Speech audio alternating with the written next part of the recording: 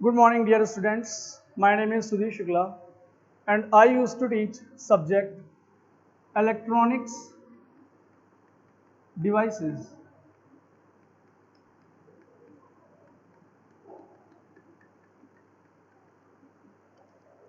Dear students, in our previous lectures, we have discussed about the topic lattices. So, in that discussions, I hope whatever I have told to you people, you can easily grasp all those things. So, what happened? While I am telling about the lattice, I have also told that in that lattice, the main part of that lattice topic was unit cell. Because मैंने एक example के तौर पे भी आपको समझाया था कि जैसे हम घर की बात करते हैं, we consider our home as एक ऑब्जेक्ट लेते हैं जिसको हम सॉलिड की तरह ट्रीट कर सकते हैं। मुझे पता है कि ऐसा कोई नहीं होगा जो अपने घर को अगर किसी कोई स्टडी करना हो, ऑब्जर्वेशन करना हो, तो they will treat home like a liquid और अ गैस। ठीक है, सॉलिड के ही तौर पे हम समझेंगे। तो हमने घर को लिया एग्जांपल सॉलिड की तरह। अब क्या होता है कि जब हम सॉलिड के तौर पे कंसीडर करते हैं, तो वो सॉलिड जो एक स्ट्रक्चर बनाया होता है, जो हार्ड स्ट्रक्चर बनाया होता है, वो एक क्रिस्टलाइन फॉर्म का स्ट्रक्चर फॉर्म किया होता है। ओके स्टूडेंट्स, तो अब क्रिस्टलाइन फॉर्म का स्ट्रक्चर जो है सेम उसी तरह हम देखते हैं अपने जो सेमीकंडक्टर मटेरियल्स का स्टडी करते हैं उन मटेरियल्स के भी सेंस में, और उसी के लिए हम स्मॉलेस्ट यूनिट की तरफ स्विच करते हैं, and that smallest unit is nothing but the unit cell. और यूनिट सेल से हम बात करते हैं, फिर यूनिट सेल के कॉम्बिनेशन से वो लैटिस फॉर्म होता है, और लैटिस के कॉम्बिनेशन से फिर हम बताते हैं कि this is nothing but the crystalline form. ठीक है, तो घर का एग्जांपल जो मैंने लिया तो उसका स्मॉलेस्ट यूनिट क्या था? ब्रिक, जो ईंट थी। वही यूनिट सेल के कॉम्बिनेशन से हमने दीवारें बनाई, दीवाल बना, वॉल बना।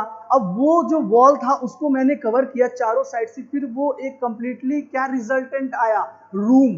वो एक रूम बना। रूम के बाद जो है फिर रूम्स को मिला के 3-4 रूम और जो भी आसपास की चीजें हैं जैसे भी बना के हम कंप्लीट एक क्या बनाए, हमने जो स्ट्रक्चर फॉर्म किया वो था हमारा घर। ठीक है स्टूडेंट्स, तो सिमिलरली मैं इससे साथ कंपेयर करता हूं कि वही रूम को अगर मैं ट्रीट करता हूं क्रिस्टलाइन फॉर्म में, सॉलिड फॉर्म में, तो उसका जो स्मॉलेस्ट यूनिट बनता है जिसको हम बोलते हैं यूनिट सेल, वही यूनिट सेल घर के सेंस में क्या होती है? ईंटें होती है, ब्रिक्स होता है।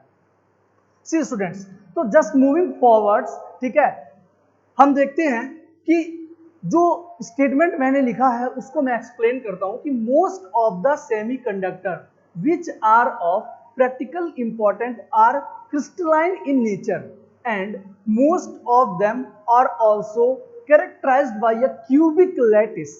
डियर स्टूडेंट्स, हमने जो टॉपिक स्टार्ट किया था that was electrons in periodic lattice, and मैंने बोला था कि पहले मैं लैटिस टर्म को एक्सप्लेन करूंगा, क्योंकि वो लैटिस टर्म एक बार जब आप समझ पाओगे कि क्या है, फिर धीरे धीरे मैं रिलेट करूंगा सेमीकंडक्टर्स को लेते हुए, और मैं बताऊंगा कि जो टॉपिक है इलेक्ट्रॉन्स इन पीरियोडिक लैटिस उसका मतलब क्या है। धीरे धीरे आपको वो टॉपिक मुझे बताने की जरूरत नहीं पड़ेगी, धीरे धीरे you will come to know that what that topic basically means.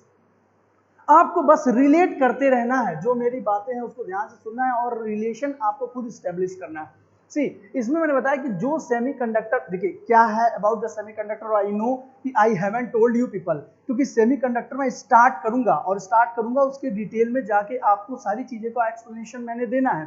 Before it, जो सेमीकंडक्टर है, बस आप ये समझिए कि जो हमारी स्टार्टिंग में भी कि जो हमारी इलेक्ट्रॉनिक डिवाइसेस हैं उनमें जो मटेरियल्स यूज होता है उसमें से 95% जो डिवाइसेस बनता है, लेट्स सपोज अगर मैंने बोला कि ये आपका सेमीकंडक्टर डिवाइस है, ये आपका सेमीकंडक्टर मटेरियल इलेक्ट्रॉनिक डिवाइस है, तो इलेक्ट्रॉनिक डिवाइस अगर मैं क्या, कुछ भी हो सकता है इलेक्ट्रॉनिक डिवाइस, वो एलईडी हो सकता है, वो उसके अलावा कुछ भी लेजर हो सकता है, कुछ भी टाइप का वो इलेक्ट्रॉनिक डिवाइस होता है, चाहे वो ग्लो करता हो या ब्लो करता हो, जो भी मर्जी हो, इलेक्ट्रॉनिक डिवाइस होना चाहिए। अगर वो इलेक्ट्रॉनिक डिवाइस है तो इस इलेक्ट्रॉनिक डिवाइस के मैन्युफैक्चरिंग में जो मटेरियल यूज हुआ है वो 95% मटेरियल क्या होता है? सेमीकंडक्टर मटेरियल होता है। ठीक है स्टूडेंट्स, नाम से भी क्लियर है, सेमीकंडक्टर मतलब partially conductor and partially insulator, उस पर हम डिस्कशन करेंगे।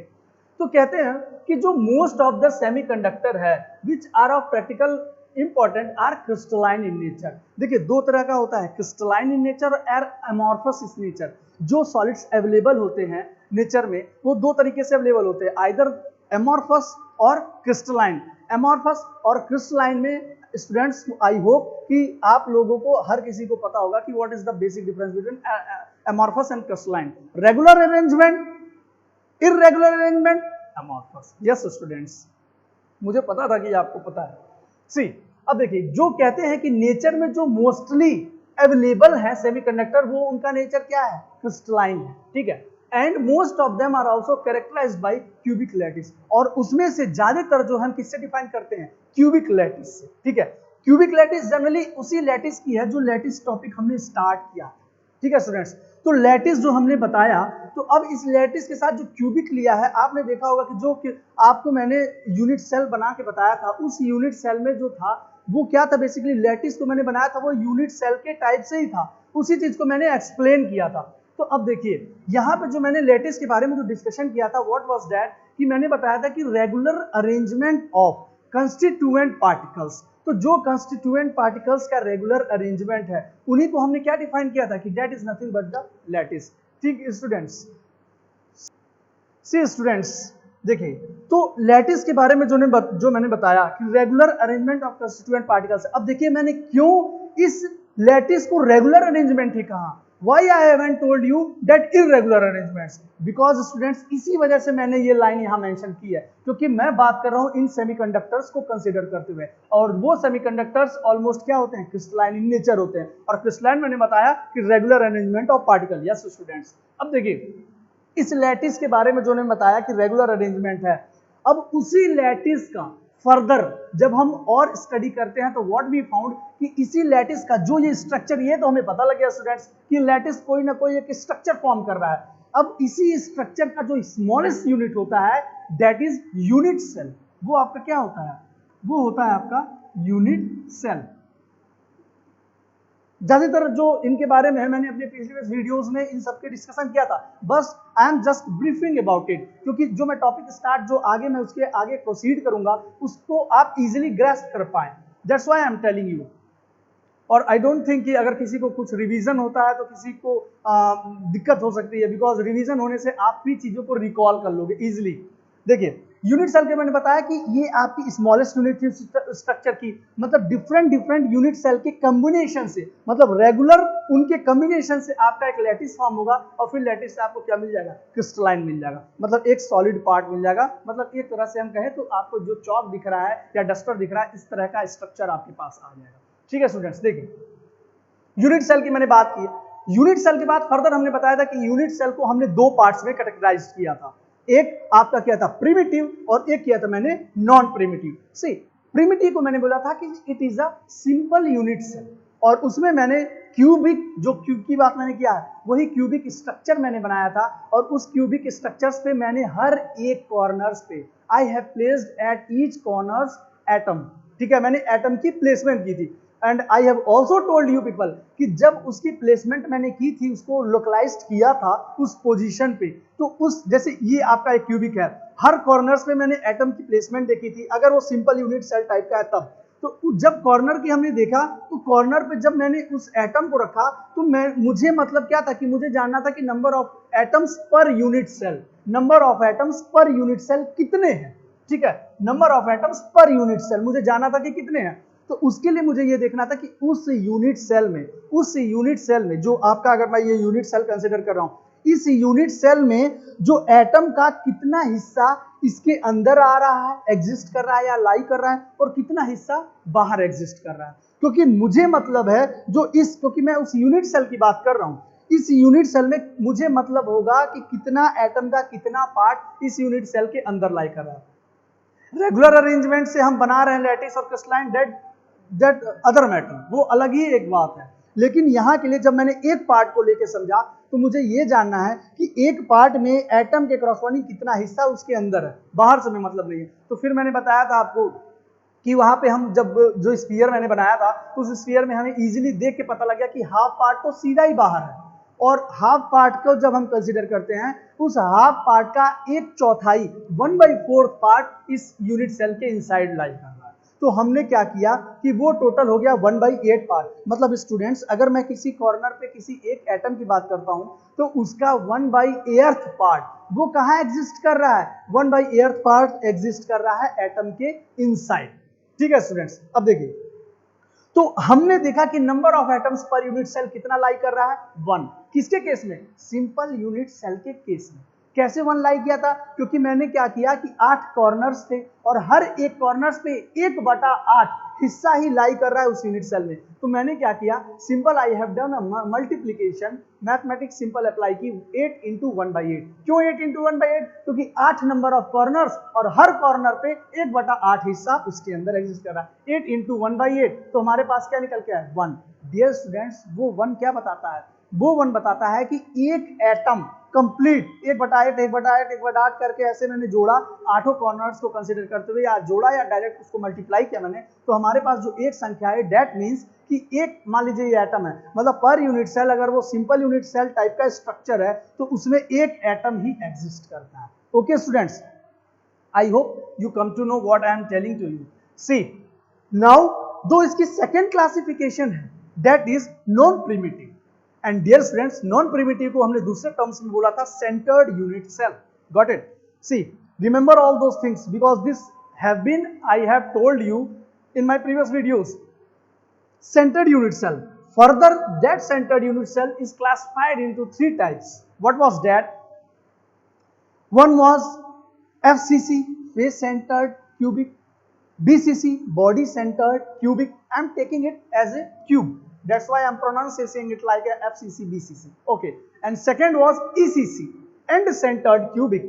And I have also told one thing कि जो भी क्लासिफिकेशन है वो डिफरेंट बुक्स में आपको डिफरेंट मिल पाएगी। If you are following to me, just use my words. Got it? Or what I am telling to you, just follow those graphs or those instructions. See, अब मैंने बताया आपको कि जो नॉन प्रिमिटिव का केस है उनकी कैटेगरी 3 है। ठीक है, उसमें जो है एक आपका FCC है, BCC और ECC है। Now we will proceed with the FCC, face centred cubic से हम आगे प्रोसीड करेंगे।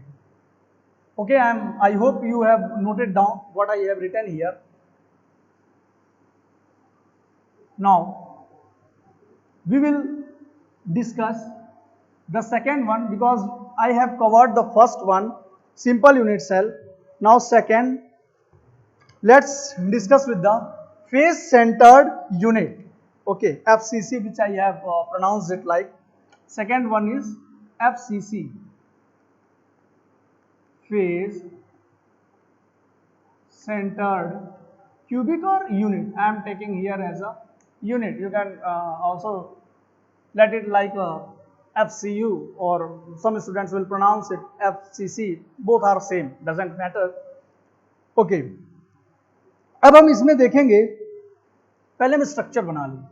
स्ट्रक्चर इसका हम बनाए जिससे हमें और क्लियर हो जाएगा FCC का।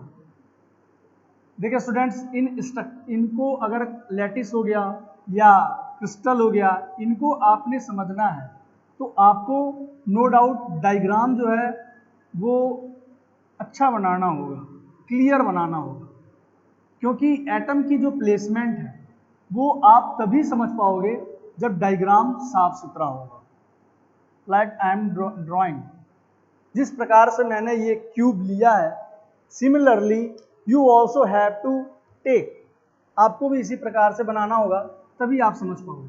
देखो स्टूडेंट्स, ये आपका क्यूब है, ये आपको पता है।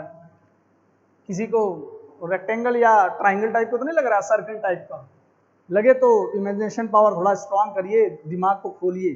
ठीक है, सी फेस सेंटर्ड यूनिट। अब देखिए स्टूडेंट्स, इसमें क्या होता है, जो फेस सेंटर्ड यूनिट होती है इसमें हमने एटम की प्लेसमेंट देखनी है। तो पहली बात, एटम कॉर्नर्स पे तो होंगे ही, नो डाउट, कॉर्नर्स पे एटम्स अवेलेबल ही होंगे। 2 3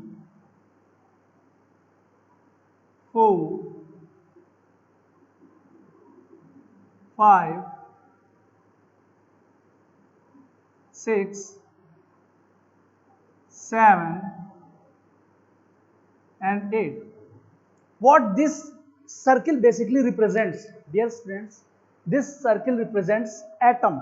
ये एटम को मैं कंसिडर कर रहा हूं यहां पे कि ये आपका यूनिट सेल है और एटम की प्लेसमेंट कॉर्नर्स पे।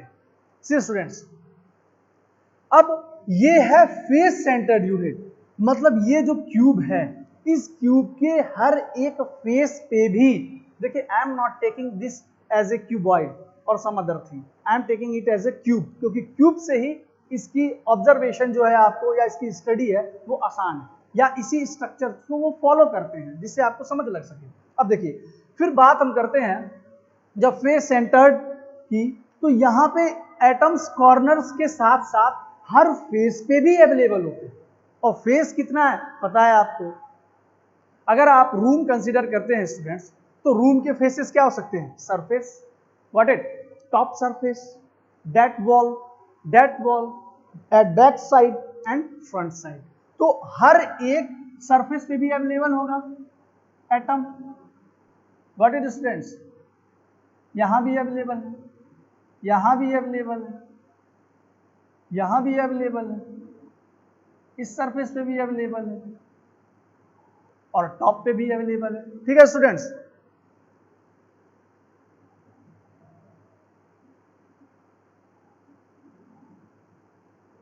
सी स्टूडेंट्स, यहां पे मैंने 6 फेस लिया है। कैसे, मैं आपको बताता हूं। देखिए इस क्यूब के बॉटम सरफेस पे 1, टॉप सरफेस पे 2, बैक साइड सरफेस पे 3, फ्रंट सरफेस पे 4, लेफ्ट वाले सरफेस पे 5 और इस वाले सरफेस पे 6। मतलब यहां इस टाइप का अगर स्ट्रक्चर है, एफसीसी टाइप का स्ट्रक्चर है या एफसीयू टाइप का स्ट्रक्चर है, उस दौरान जो एटम की प्लेसमेंट है वो हर एक फेसेस पे होगी।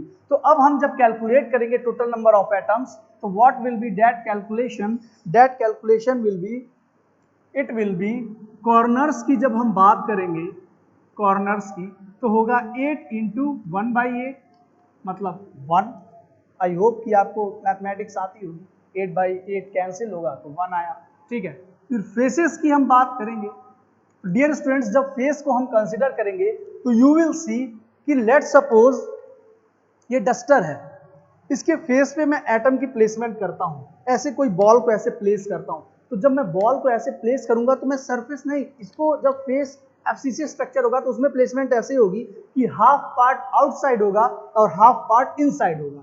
तो अगर हाफ पार्ट इनसाइड है तो एक फेस पे हाफ पार्ट है और total number of faces 6। Yes students, तो फेसेस के लिए होगा 6 इंटू 1/2, मतलब हर एक 6 फेसेस पे, हर एक फेसेस पे आधा हिस्सा इसके अंदर है, क्योंकि मुझे उसी एटम से मतलब है, एटम के उसी पार्ट से मतलब है which is inside this cube. I have not to mean with the part which is outside this cube और दिस सरफेस, गॉट इट। अब फेज में आधा हिस्सा अंदर आधा हिस्सा बाहर, तो हमारे पास टोटल कितनी हो गई यहाँ पे? 3, 2 3 6, ठीक है 3। तो टोटल नंबर ऑफ एटम्स जो हो गए what is that? 4। Total atom हो गए per unit cell is equals to 4। किसमें? एफसीसी में या एफसीयू में, फेस सेंटर्ड यूनिट में या फेस सेंटर्ड क्यूबिक में। ठीक है, सिंपल यूनिट सेल में क्या था? 1, लेकिन यहां पे क्या आ गया? 4, मतलब 4 एटम इस यूनिट सेल के इनसाइड है। वो किस प्रकार से है? I have shown here. What students, I hope you understand well.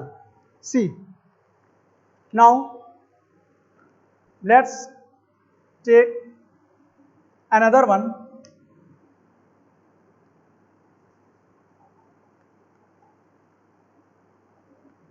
Body centered unit. Body centered unit. Okay students, see, अब हम देखेंगे body centred unit. Again I have to draw this cube type structure.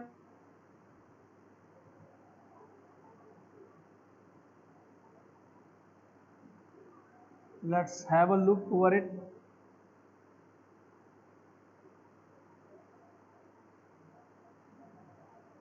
Drawing जितनी अच्छी आपकी होगी किसी भी subject के रिगार्डिंग, उतना ही अच्छे से आपको समझ लगेगा। स्टूडेंट्स, आपको इसका ख्याल रखना होगा I will whatever talent I have, I am showing it by showing my drawing. ठीक है, अब देखिए, अब आती है बात अगेन बीसीसी की या बीसीयू की, बॉडी सेंटर्ड यूनिट से स्टूडेंट्स, हर एक कॉर्नर पे हमने एटम्स की प्लेसमेंट अगेन करनी है। वो स्ट्रक्चर जोन सा मर्जी हो, जोन सा मर्जी वो स्ट्रक्चर हो, हर एक स्ट्रक्चर में कॉर्नर्स पे एटम अवेलेबल होंगे ही होंगे। अब वो फर्दर डिपेंड करता है वो एफसीसी है, बीसीसी है या जिस भी टाइप का है, कि और बाकी एटम्स की प्लेसमेंट कहाँ होती है। तो सी स्टूडेंट्स, यहाँ पे कॉर्नर्स पे हमने प्लेसमेंट करनी ही करनी है, कॉर्नर्स पे प्लेसमेंट करनी ही करनी है। 2 3 4 5 6 7 एंड 8। यहां मैंने हर एक कॉर्नर पे एटम्स की प्लेसमेंट कर दी। नाउ सी, अब जब बॉडी सेंटर्ड यूनिट की आती है बात, ठीक है स्टूडेंट्स, तो आप क्या करोगे कि बॉडी सेंटर्ड में आपने एक एटम को सेंटर में रखना है। एक एटम को आपने कहां रखना है? जस्ट सेंटर में, इसके सेंटर में, ठीक है। ये स्ट्रक्चर है बेसिकली किसके लिए? बॉडी सेंटर्ड के लिए। सी, अब फिर से आप इसकी कैलकुलेशन करोगे तो आप बात करेंगे कॉर्नर्स की। कॉर्नर्स पे again 1/8 into 8, what will be that? 1। और सेंटर में, बॉडी सेंटर्ड पे, बॉडी के कॉरस्पॉन्डिंग सेंटर पे वो है आपका 1। तो total number of atoms again कितने हो गए? 2। तो total number of atoms, total atom per unit cell is 2। 2 किसमें? ये आपका 2 है बॉडी सेंटर्ड यूनिट में, ठीक है स्टूडेंट्स। जब आपने एफसीसी की बात की थी, फेस सेंटर्ड, उस दौरान कितने? 4। Got it students? अब देखिए, लास्ट हम डिस्कस करेंगे एंड सेंटर्ड, ठीक है। जो लास्ट कैटेगरी है एंड सेंटर्ड यूनिट और and centred cubic. Again I will draw or I will take same cube और वहां पे हम देखेंगे उसका स्ट्रक्चर।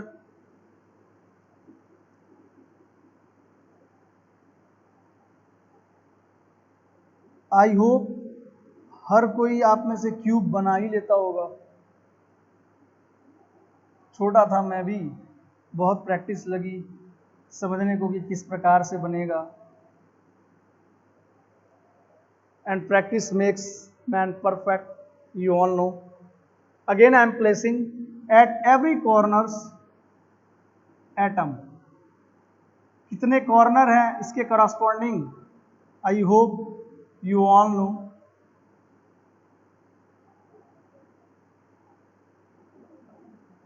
हर एक कॉर्नर पे मैंने क्या किया? एटम्स की प्लेसमेंट कर दी। 8 corners, 1 2 3 4 5 6 7। See, end centered unit, this is quite different from other one. थोड़ा सा इसमें चेंजेस होते हैं। What was that? वो चेंज है कि जब हम बात करते हैं एंड सेंटर्ड में, तो डियर स्टूडेंट्स, इस स्ट्रक्चर में आपने बस जो एटम को लेना है वो किन्हीं 2 फेसेस को कंसीडर करके लेना है, किन्हीं दोनों faces, whether it may be bottom और top, whether it may be left side और right side, whether it may be front side और back side. Got it students? 2 face को आपको एट अ टाइम कंसीडर करना है। उस 2 आपको समझना है, जो उस 2 फेसेस पे कुछ भी हो सकते हैं, ऊपर नीचे, दाएं बाएं, पीछे आगे, जहां भी आप प्लेसमेंट करें 2 एटम्स, ठीक है, लेकिन वो फेसेस को ही कंसीडर करना है। तो जब मैं क्या करता हूं कि मैं ले लेता हूं टॉप और बॉटम, ठीक है, मैं टॉप बॉटम ले सकता हूं, आपकी मर्जी है, आप दिस साइड ले सकते हो, आपकी मर्जी है आप दैट साइड ले सकते हो। मैं टॉप और बॉटम ले लेता हूं, टॉप पे मैं यहां प्लेसमेंट करता हूं और बॉटम में मैं यहां प्लेसमेंट करता हूं। सी, हमें दो फेसेस लेना है, मैंने टॉप और बॉटम ले लिया, आपकी मर्जी आप फ्रंट साइड बैक साइड ले लो, आपकी मर्जी आप ये वाली साइड या ये वाली साइड ले लो, बस प्लेसमेंट उनकी उसी फेस पे रखनी होगी। ठीक है स्टूडेंट्स, अब जब आपने रखा तो एट कॉर्नर पे जब हम देखेंगे तो कॉर्नर्स पे आएगा same again 8 into 1/8 we have 1 and faces की बात करेंगे इट विल बी दो फेसेस लिया है हमने और उसका कितना बाई पार्ट है 1/2 पार्ट है। हाउ, मैंने बताया था जब एफसीसी बता रहा था कि जब फेस पे हम प्लेसमेंट करते हैं एटम की तो उस दौरान आधा हिस्सा उस यूनिट सेल में लाई करता है और आधा हिस्सा आउटसाइड वर्ड से अटैचमेंट होती है उसकी। ठीक है, तो we have to take inside that word, inside that unit cell, we haven't mean with the part which is outside. जब हम एक सिंगल यूनिट सेल की बात करते हैं तो सिंगल यूनिट सेल के केस में हमें बस उन्हीं एटम के पार्ट से मतलब होता है जो उसके अंदर एग्जिस्ट करते हैं। सी स्टूडेंट्स, यहां पे हमने देखा कि 8 एटम्स कॉर्नर्स पे, at corners 8 into 1/8 we have 1 and again दोनों फेसेस के corresponding half part inside this surface and half part outside this surface. दो फेस लिया मैंने, दो फेस लिया, आधा हिस्सा उसका अंदर एग्जिस्ट करा, 1 1 टोटल कितने हो गए 2। तो ये 2 आपको क्या बताता है dear students, this is total number of atoms per unit cell, total number of atoms. पता लग गया आपको, ये आपका क्या है एटम, ये भी आपके क्या है एटम, ये एटम कॉर्नर्स के हैं, ये एटम फेस के हैं, फर्क बस इतना है, सेम एटम है। ऐसा नहीं कि अगर मैंने ये पिंक से बनाया तो दिस इज डिफरेंट एटम और ये ग्रीन से बनाया डिफरेंट, नो स्टूडेंट्स सब सेम है। तो अब यहां जो स्ट्रक्चर आप देख पा रहे हो, this all structure what basically is, this all are the category of non primitive type. ये हर कौन सी कैटेगरी है, जो भी पार्ट्स है ये हर पार्ट किसकी कैटेगरी है, नॉन प्रिमिटिव टाइप के हैं, वेदर इट इज एफसीयू और बीसीयू और ईसीयू। अगर आती है बात एफसीसी टाइप की या एफसीयू स्ट्रक्चर टाइप की तो हमें पता होना चाहिए कि टोटल नंबर ऑफ एटम्स 4 होते हैं पर यूनिट सेल, एक यूनिट सेल में 4 नंबर ऑफ एटम्स अवेलेबल होते हैं।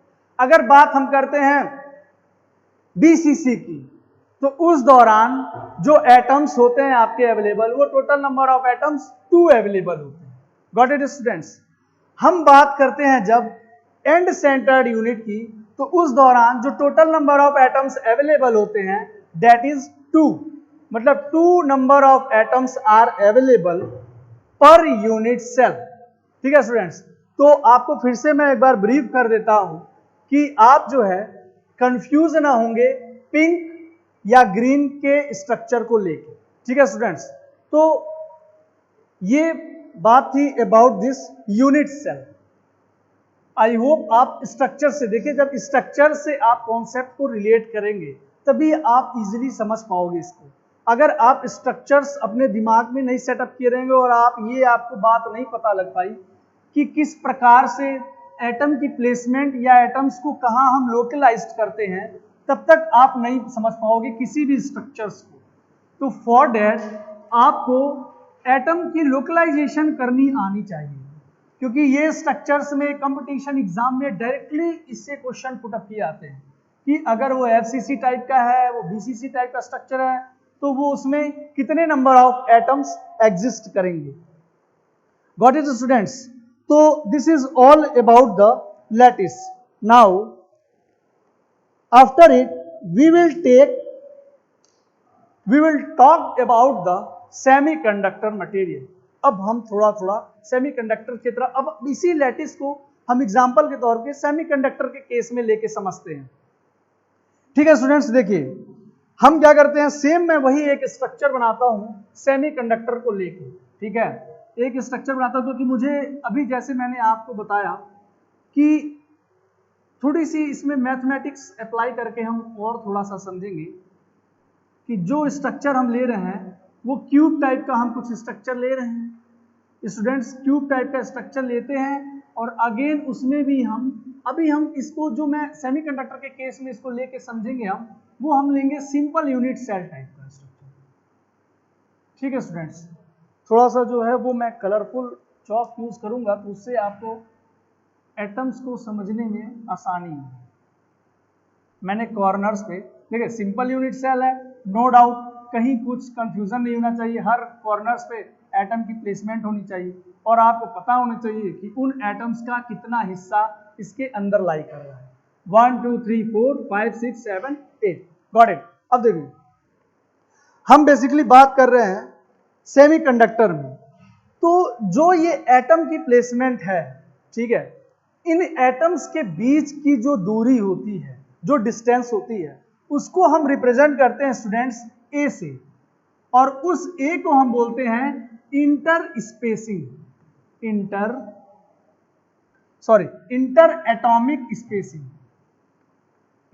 एटॉमिक स्पेसिंग, ठीक है स्टूडेंट्स। ये इंटर एटॉमिक स्पेसिंग मतलब कि एटम्स के बीच की डिस्टेंस कितनी है, ठीक है स्टूडेंट्स। ये उसको हम डिनोट करते हैं ए से।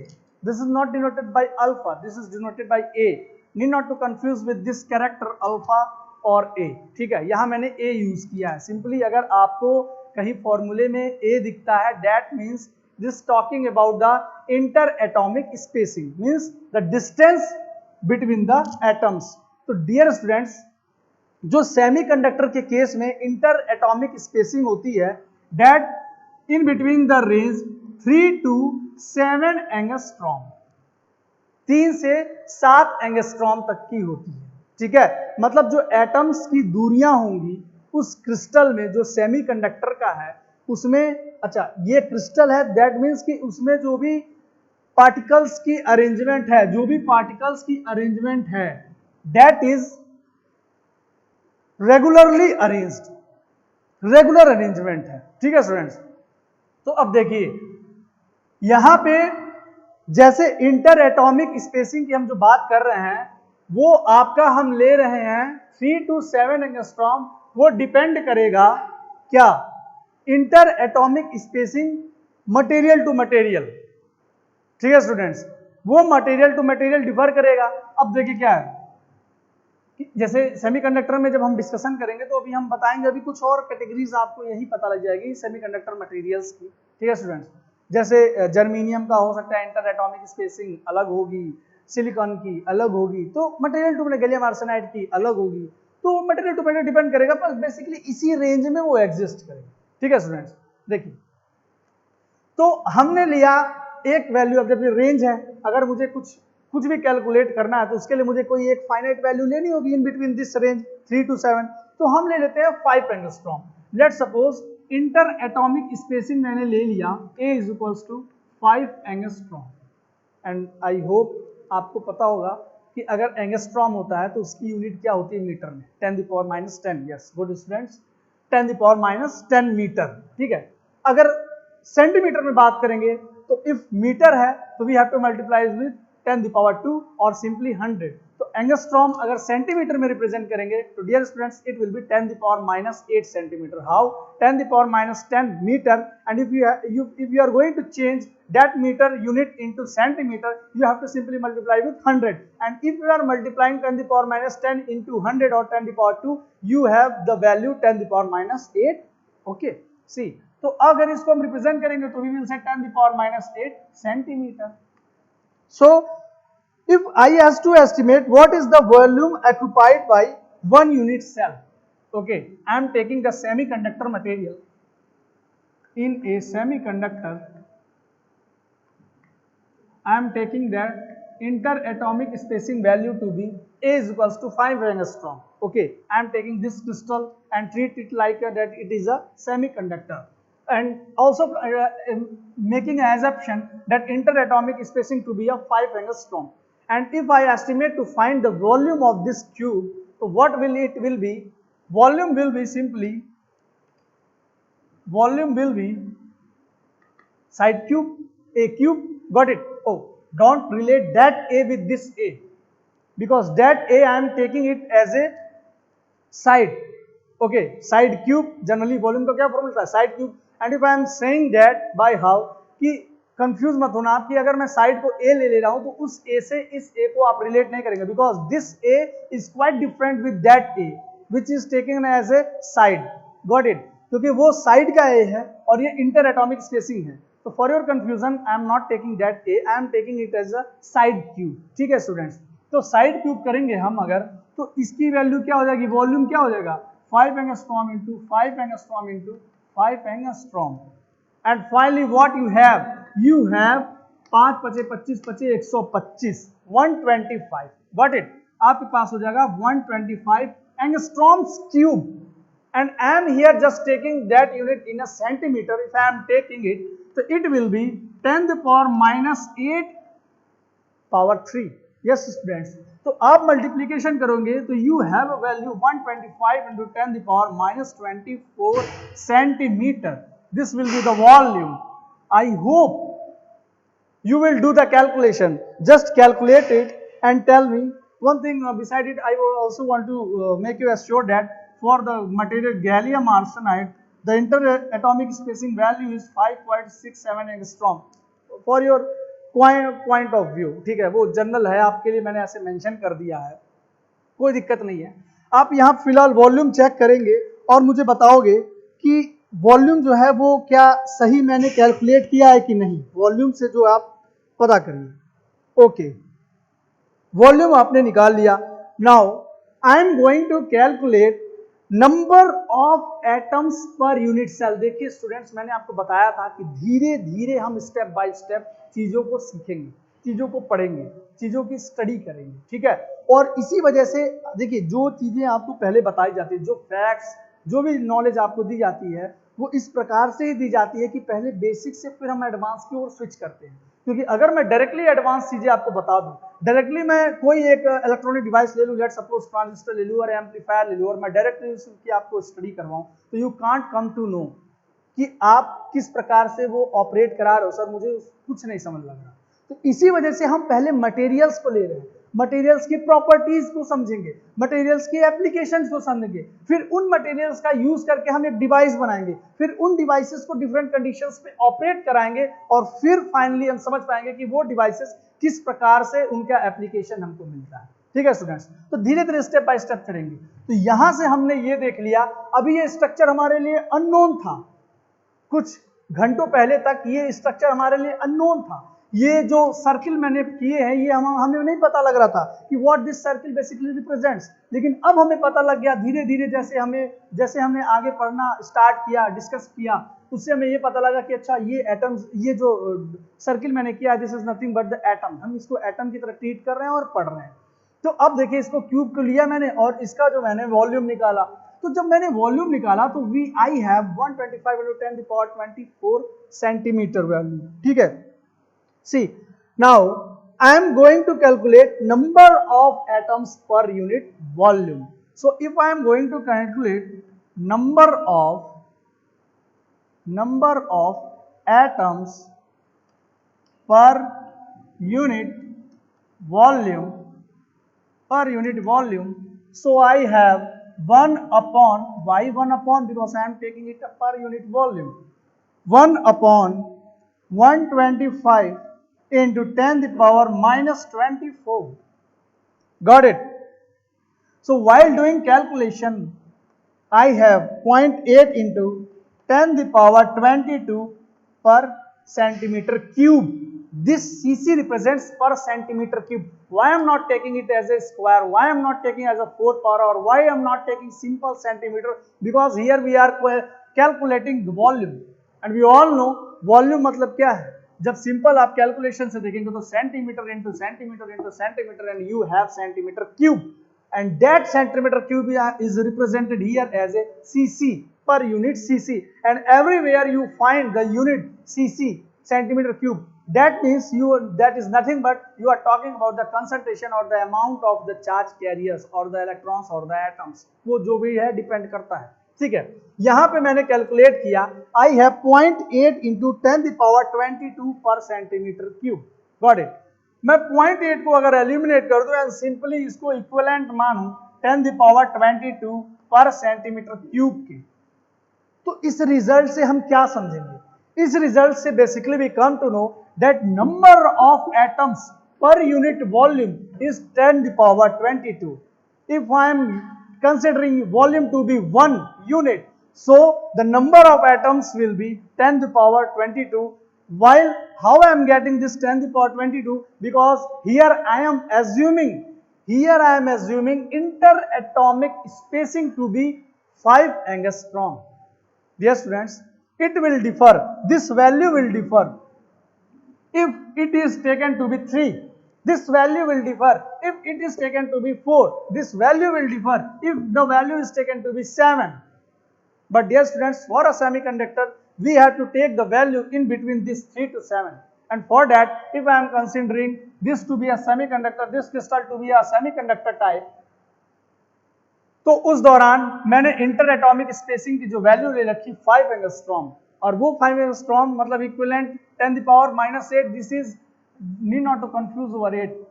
Okay student, this is 5 into 10⁻⁸ centimetre. Need not to confuse. I have written 5 angstrom to be 10⁻⁸. That doesn't mean the 5 angstrom is equals to 10⁻⁸ centimeter. I am talking about the 1 angstrom. That 1 angstrom is equals to 10⁻⁸ centimeter. Here if I have written 5, then it will be 5 into 10⁻⁸. Here if I am taking 7, here will be 7 into 10⁻⁸ centimeter. And while calculating this volume, I have this much amount value, and now I am taking the calculating number of atoms per unit volume. So resultant I have this much. तो आपको ये समझ लग गया कि inter atomic spacing की values जैसे आप सेलेक्ट करोगे उस प्रकार से आपको आइडिया मिल जाएगा कि पर यूनिट वॉल्यूम में कितने नंबर ऑफ एटम्स अवेलेबल, ठीक है। तो ये सिंपल मैंने एग्जांपल लिया। So number of atoms per unit volume हमें पता लग गया कि ऑर्डर इज 10⁻22 पर centimetre cube.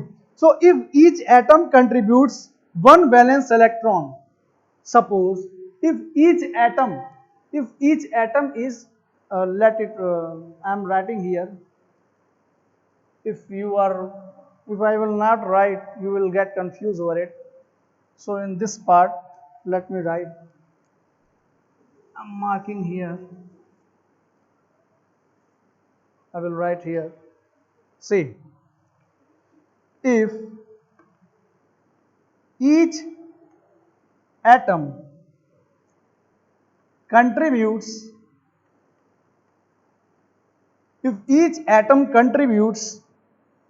1 valence electron, then number of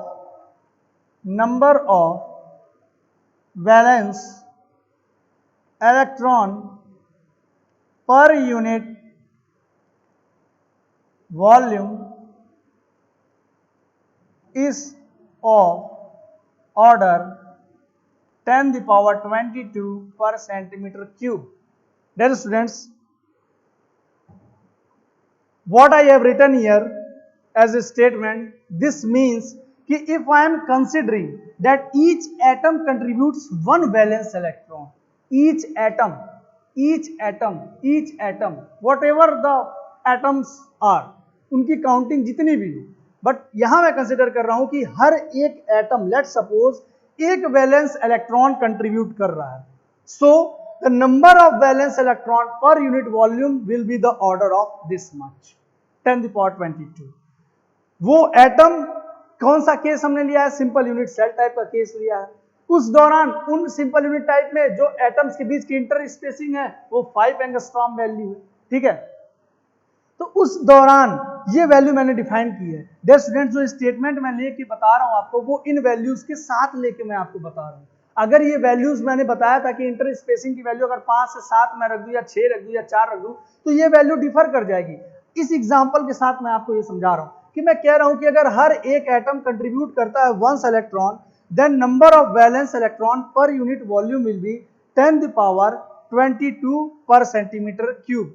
that means students, इसका मतलब कहने का ये है कि अगर number of valence electron per unit volume निकालना हो हमें, अगर, क्योंकि इसकी जरूरत पड़ती है हमें, हम आगे समझेंगे कि अगर number of valence electron per unit volume हमें निकालना है तो उस दौरान नंबर ऑफ जो वैलेंस इलेक्ट्रॉन होंगे, जो देखिए कैसे वैलेंस इलेक्ट्रॉन निकालने में मैं अभी 2-3 मटेरियल्स को लेके उनको एग्जांपल लेके आपको समझाऊंगा। तो हमने क्या करना है, सिंपली जो पर यूनिट वॉल्यूम निकालना है, जो भी ऑर्डर आए उस ऑर्डर को सिंपली आपको उस वैलेंस इलेक्ट्रॉन से मल्टीप्लाई कर देना, नथिंग मोर, कुछ नहीं। यहां पे हमने उसी की संख्या, वैलेंस इलेक्ट्रॉन की संख्या 1 लिया था और उसी 1 को इसके साथ मल्टीप्लाई किया, तुम्हारे पास सेम है। लेट सपोज अगर वैलेंस इलेक्ट्रॉन 3 रहे होते तो हम इसे सिंपली 3 मल्टीप्लाई कर देता मैं।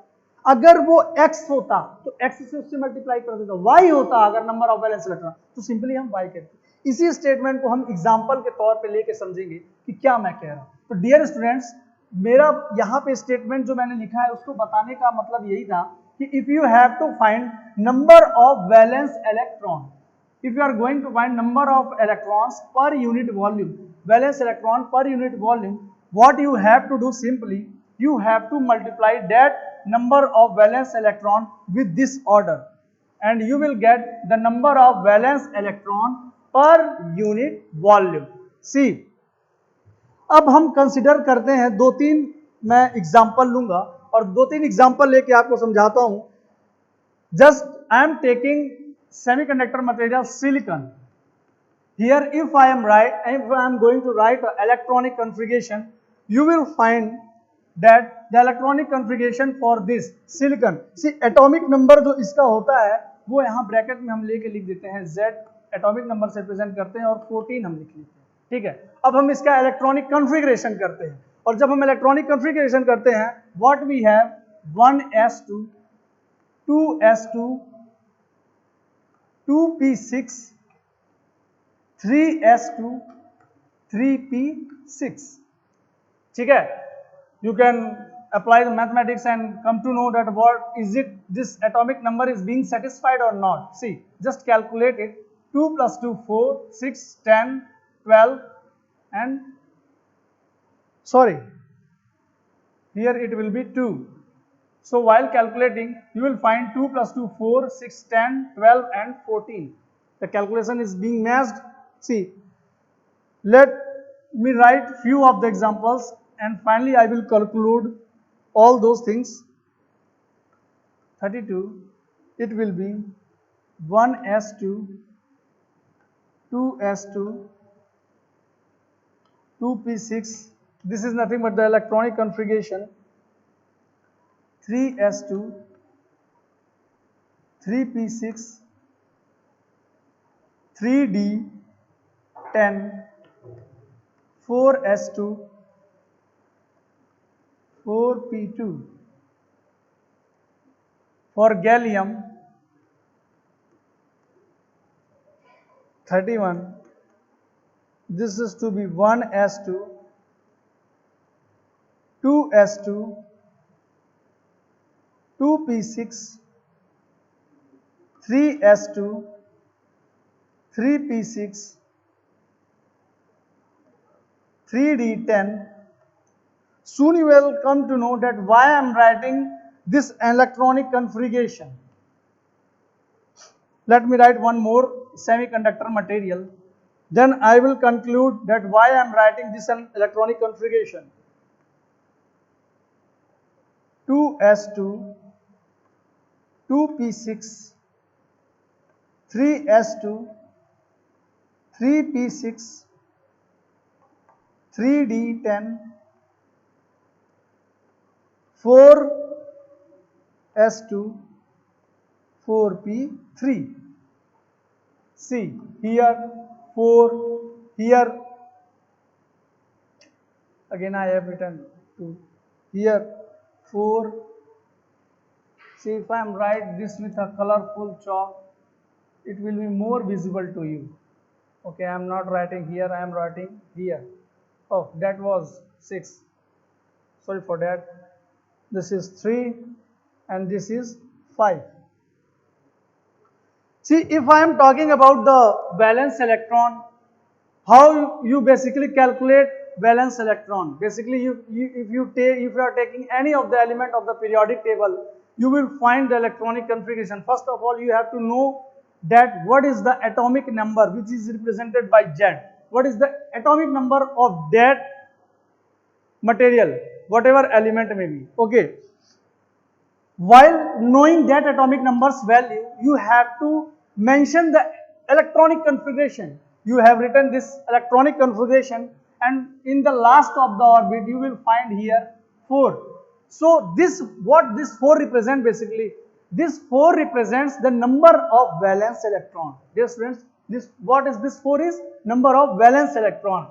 If I have written this electronic configuration, in the last, again in the last cell, the number of electrons present are 4. Again, this, what this 4 is? This is the number of valence electron. For the gallium, the atomic number to be 31.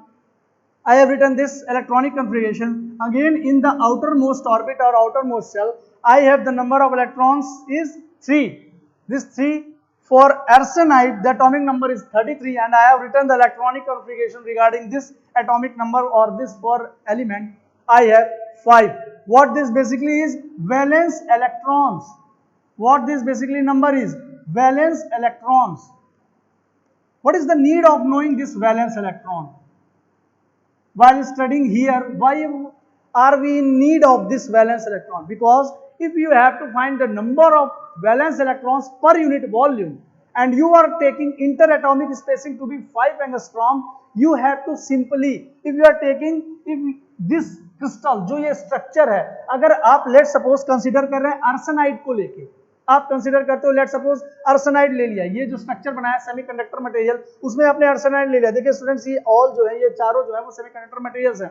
आपने let suppose arsenide लिया जिसका atomic number 33 है. आपने electronic configuration किया and what you find in the last of the orbit और last of the shell, you have this 3 and 2, 5 number of valence electron.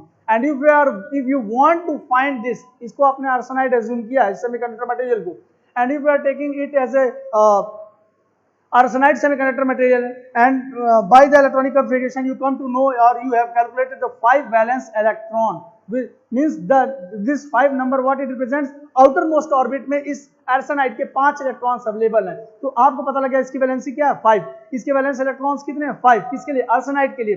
तो you have to simply multiply this 5 value with the 10⁻22 per centimeter cube. मतलब आप unit cell में अगर बात कर रहे हैं और you have to find the number of valence electron in that unit cell in which interatomic spacing is taken to be a 5 angstrom, then the value will be per unit volume, number of valence electron per unit volume will be 5 into 10⁻22 per centimeter cube. Here I am just removing 0.8 value. 0.8 value को हम remove करते हैं और हम consider कर लेते हैं कि 10⁻22 सिर्फ. तो हमारे पास जो number of valence electron per unit volume आएगा, that will be 5 multiplied by this 10⁻22 value. Okay students, तो इससे मुझे लगता है कि आप समझ गए कि किस प्रकार से अगर हमें नंबर ऑफ वैलेंस इलेक्ट्रॉन्स को निकालना होगा तो वैलेंस इलेक्ट्रॉन के लिए हम क्या करेंगे, वैलेंस इलेक्ट्रॉन्स के लिए क्या करेंगे. ठीक है, तो अब आपने कोई भी मटेरियल एज्यूम करना है और आप उसको, ठीक है, एलिमिनेट करेंगे. कैसे? वैल्यूज पुट करेंगे. अब देखिए, ये जो मैंने आपको बताया, this topic overall lecture is about lattice. I hope you all come to know that what basically lattice is, उनकी कितनी कैटेगरीज हैं, उनका किस टाइप का स्ट्रक्चर है और किस प्रकार से हम जो है लैटिस को फॉर्म करते हैं या सेमीकंडक्टर लेते हैं तो उसमें किस प्रकार से नंबर ऑफ एटम्स को एज्यूम करते हैं. So this is all about our today's lecture. Thank you so much. I hope you will take care of yourself. Thank you so much.